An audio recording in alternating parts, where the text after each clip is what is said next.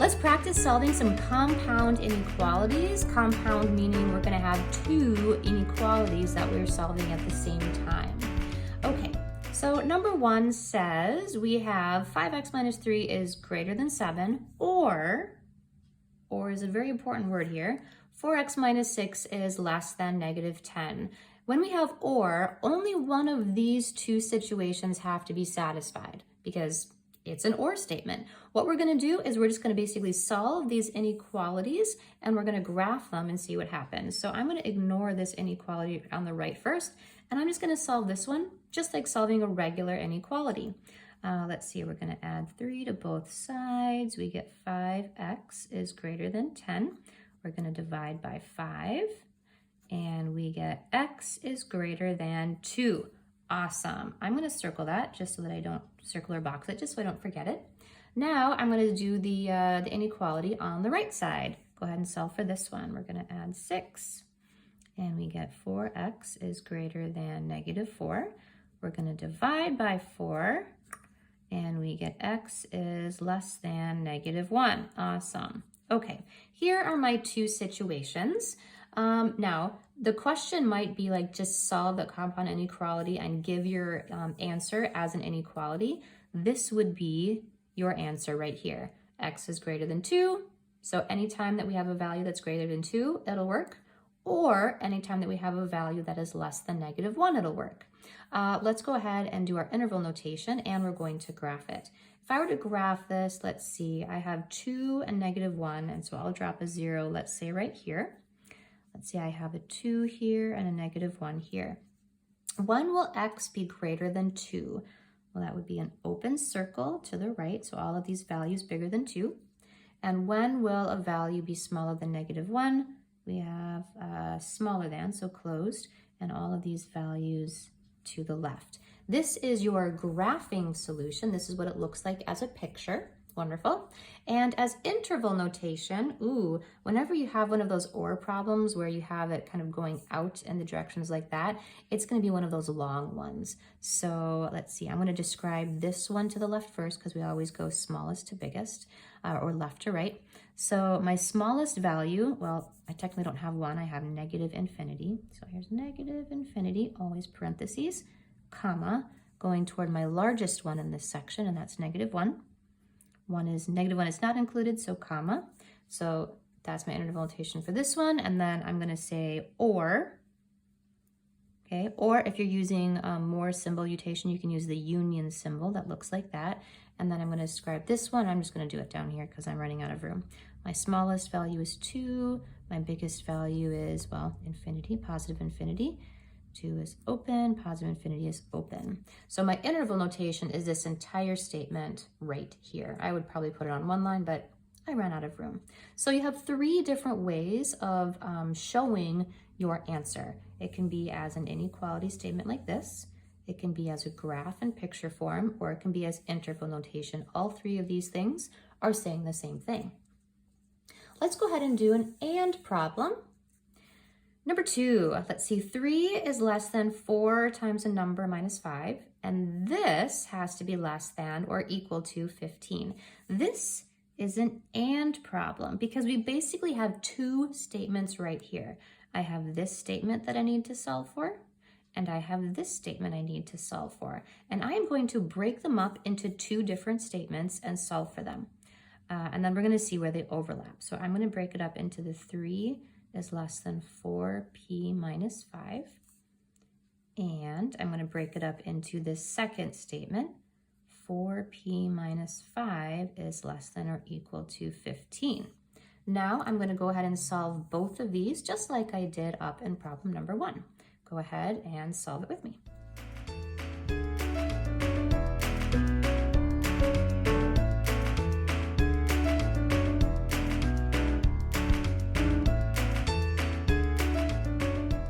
Okay, we have our answers right here. However, this is an AND problem, so we cannot stop here. We need to find where these overlap. And some of you maybe need to draw a graph so that you can see it because you're picture people. So I'm comparing 2 and 5. Okay, so Here's my 0, 1, here's 2, 3, 4, and 5. I want P to be bigger than 2. Okay, so I'm going to do this one in pink, actually. This kind of step 1. I want P to be bigger than 2. So here's all of my values that are bigger than 2. All of these guys here. 2 is not included. But I also want P to be smaller than or equal to 5. So here is 5. 5 is included, and I want P to be smaller than all of these values. That means all of these values all the way to negative infinity. Well, I want both of these to happen at the same time. That's what and means. Where do they happen at the same time? They happen in this little overlapping section right here. Anything that is bigger than 2, but less than or equal to 5. So how would I write that? Anything that is bigger than 2, all of these little values, but is less than or equal to 5. This is my final statement for an inequality. It's putting these two together into one statement. There would be your picture form, okay? You would, I mean, if you wanted to not graph these kind of two in-between statements, you would just graph technically, I'll do it down here. You would graph 2 up into 5. That one in purple would be like your final answer. And then interval notation, okay, well, my smallest number is 2, separated, and 5. 2 is not included, 5 is included. So interval notation, graph right here, and your inequality, putting those two together into one statement. Go ahead and solve number 3 on your own, and then check back in and see what you did. Remember, this is an and statement, so it's going to look very similar to number 2.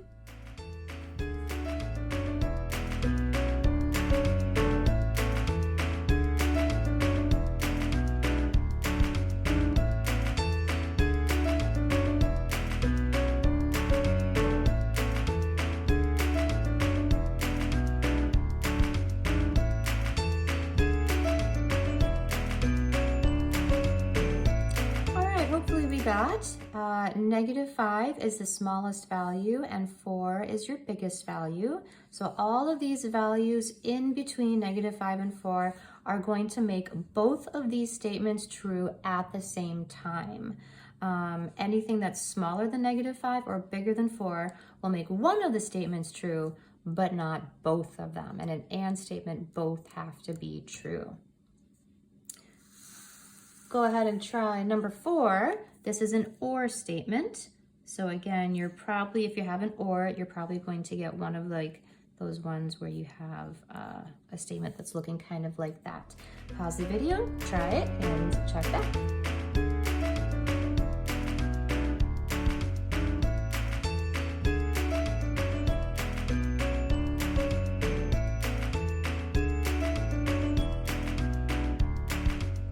This is our final statement for writing it as an inequality. And there's no way to combine these because it's that weird, like, I don't know, going in opposite directions thing. There's no way to combine this into one statement. This is as close, this is the easiest, most efficient way that you can write it as an inequality.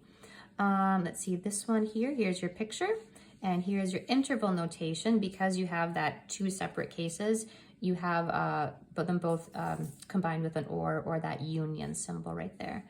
Actually, I forgot, up in number 3, I forgot to combine these two statements into one. Whoopsies. That's probably one of the most common mistakes that we can make, is just not going that last step. So let's see, if I were putting these into one statement, that would be -5 is your smallest.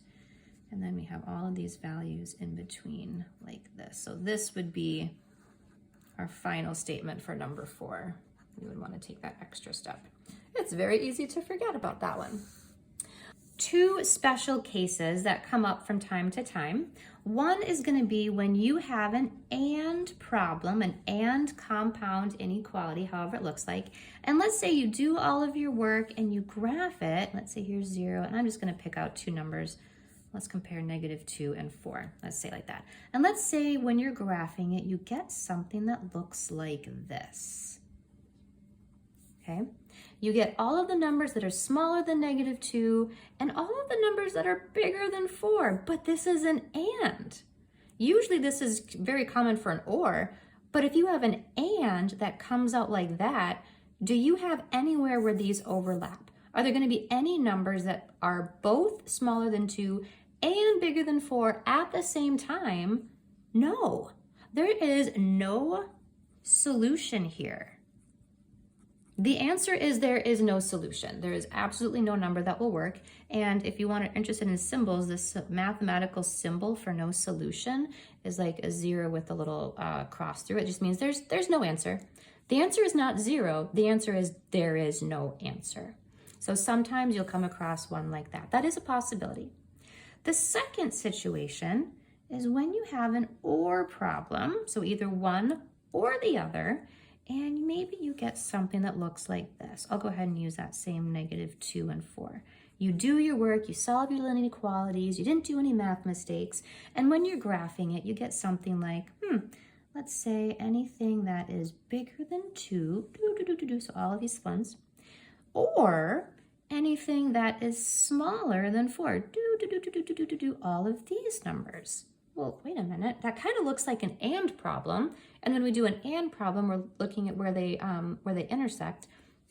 But this is an or problem. That means anything that's small, that's bigger than -2, or anything that's smaller than 4. But basically, any number is going to make either this statement true, or this statement true, or both of them true at the same time. Any number will work. I could plug in any number at all and it would be a-okay. So your answer here is all answers, all real numbers, we're going to call it. That's kind of our mathematical way. All real numbers. All numbers are going to make this situation true. And your symbol, if you like that, it looks like an 11 with an R there. Symbol is all real numbers. Anything will work. Those are your two special cases. So if you're graphing things and you get something that looks like this, don't be concerned. Your answer is either going to be no answer or any answer.